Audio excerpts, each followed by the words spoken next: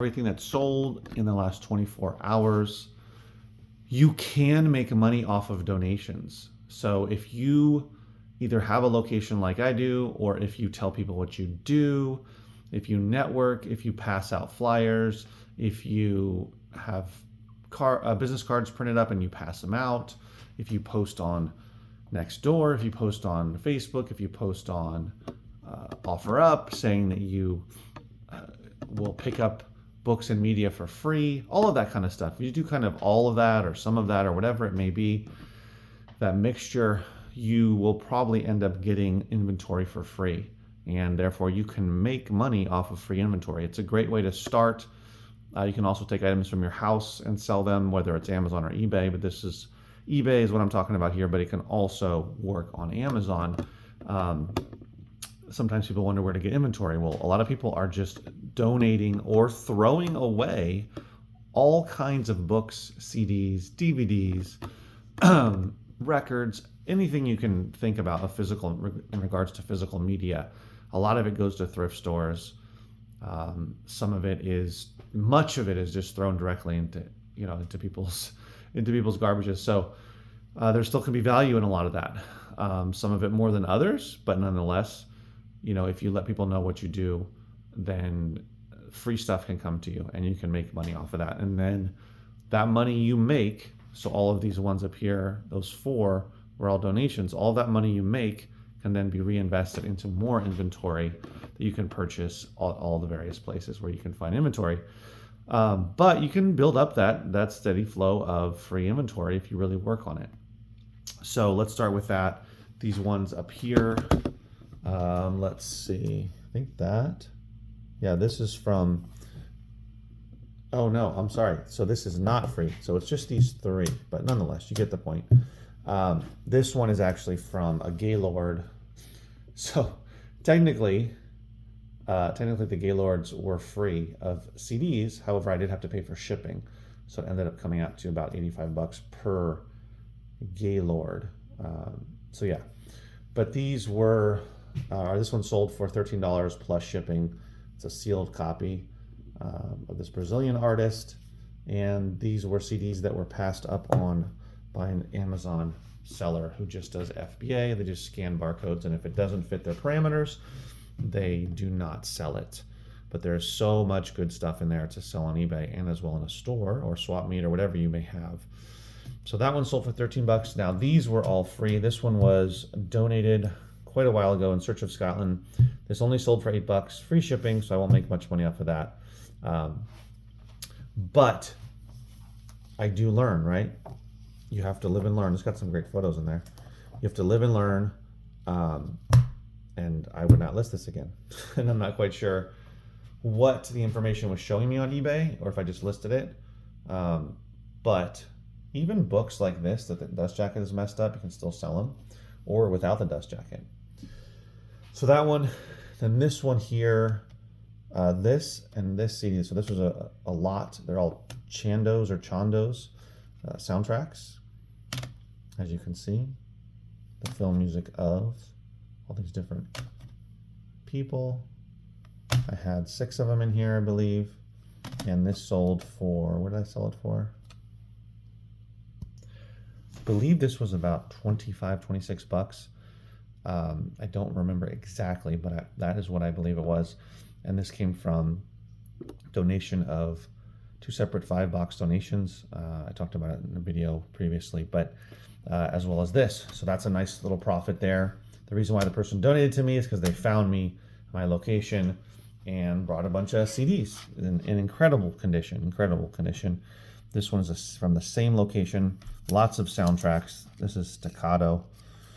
This sold for $29.19 plus shipping. So again, got all of these for free, and I can turn around and put that money back into new inventory. It's amazing. If you sell something, so you make $10 off of it that you got for free, profit, right? You can take those $10. Okay, fine. Put aside $2 for taxes if you want to be really, really technical about it. So let's say now you have $8 and go out there and buy 8 $1 items as a simple example.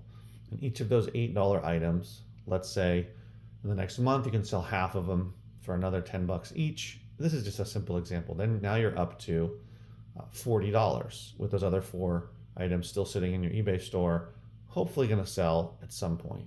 So now you're up to 40 bucks, and now you can turn around and take those $40 and buy 40 items for $1 each. And now you got 40 items, and then let's say half of those in a month sell, so 20 times 10, now you've made $200. And now you can go out and buy 200 items. And before you know it, your store is going to be pretty packed with items within a couple of months. That's just a simple example, but that's basically how it works. You got to, use the profit in your items. It's built into your items. So like this one 29 bucks, so $30 essentially. So plus shipping. So I'll make around 24, 25 bucks.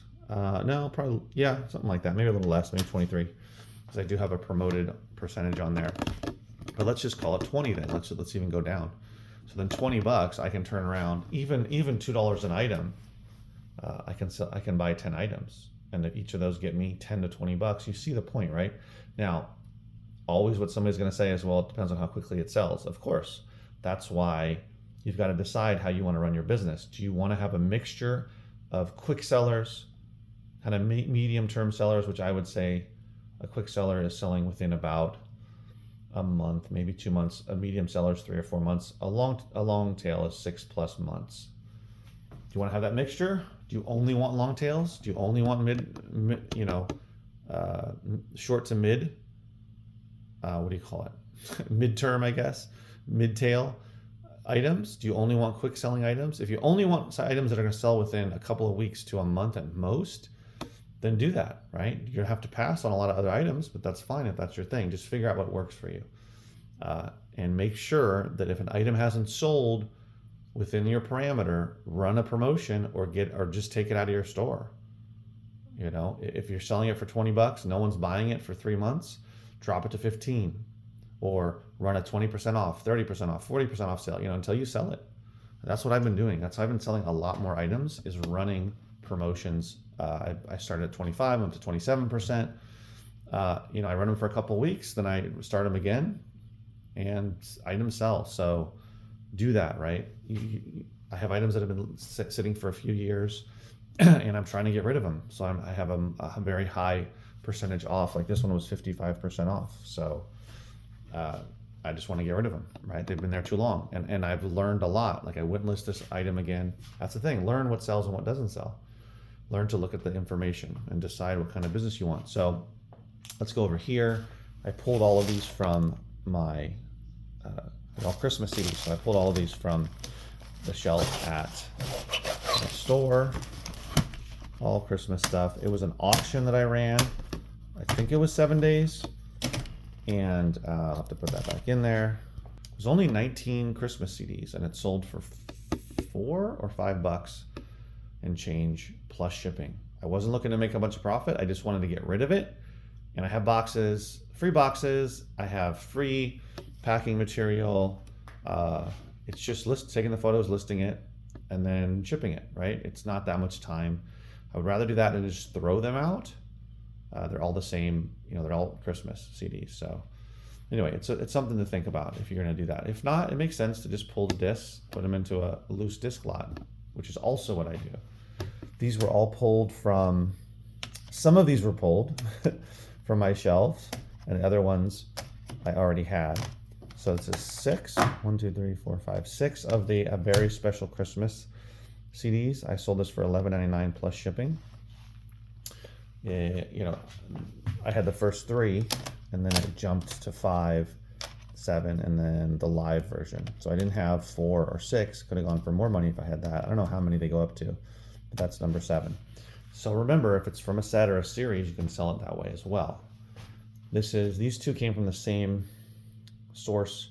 A bunch of books that I bought, thousands of books in a giant haul back in 2021. This one sold for $7. Free shipping, been sitting for a while. This was the jewel of these last sales. That's the last day. This sold for $79.99 plus shipping. It's Tales from Shakespeare. Let's see there if you can see it. That's the title. It's a really cool book from 1909. Gotta be careful though, hold on. So when you open it up, you gotta be careful. It's got some really cool illustrations, and the book is over 100 years old. This came from someone's really big collection. Lots of illustrations. Let's see if I can land on one. Whoop, see, some really cool illustrations. These are the kind of books that I'm talking about. I've been selling a good amount of these collectible books because I'm running a promotion. But anyway, you get the point. You can find a book from 1909. I recommend looking it up, especially one like this that has a lot of illustrations. Those can be worth some money. It turns out that that one is too. So hope you learned something, guys, today. Ask questions, leave comments. I'll see you in the next video. Take care.